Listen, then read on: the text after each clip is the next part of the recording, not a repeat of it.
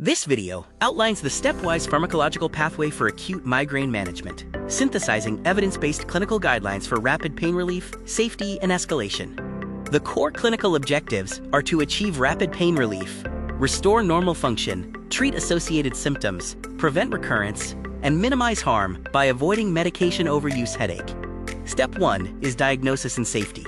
Ensure symptoms meet typical migraine criteria and exclude secondary causes using the SNOOP acronym for red flags, including systemic illness, neurological deficit, sudden onset, older age, or a progressive pattern. Step 2 emphasizes the treat early principle.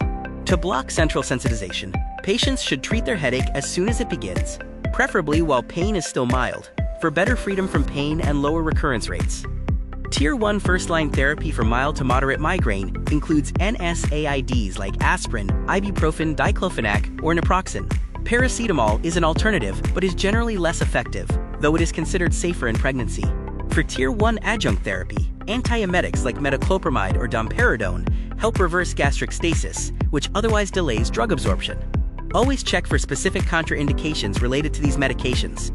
Tier 2 second-line therapy involves triptans, indicated for moderate to severe migraine or after NSAID failure. They work by inducing cranial vasoconstriction, inhibiting CGRP release, and blocking trigeminal pain transmission. When prescribing triptans, be aware of safety concerns. They are absolutely contraindicated in patients with ischemic heart disease, stroke, or severe hepatic impairment, and common side effects include chest tightness or tingling. Tier 3 therapies include gepants and dietins, which are indicated when triptans are ineffective or contraindicated. These classes do not cause vasoconstriction, making them suitable for patients with cardiovascular disease. This matrix summarizes the differences between therapies. Unlike triptans, gepants and dietins avoid vasoconstriction and are safe in patients with cardiovascular disease, though each has specific clinical considerations. For emergency management of status migrainosus lasting over 72 hours, hospital protocols often include IV fluids, antiemetics, ketorolac, magnesium sulfate, and corticosteroids. Avoid routine opioid use to prevent poor outcomes and medication overuse. In pregnancy, clinical management requires caution. Paracetamol is preferred, while metoclopramide may be used based on clinical judgment. Ergot derivatives, gepants and lasmiditan, should generally be avoided.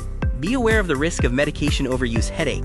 High-risk medications have a threshold of 10 days per month, while moderate-risk medications have a threshold of 15 days.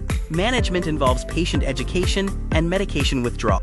Preventative therapy should be considered if the patient has frequent or disabling attacks, or if acute therapy is failing. Options include beta blockers, topiramate, or CGRP monoclonal antibodies tailored to individual patient factors. This master algorithm summarizes the acute migraine pathway, from initial diagnosis and treatment through to escalation for refractory cases, while always assessing the concurrent need for preventative therapy. Stay updated with Caring Docs.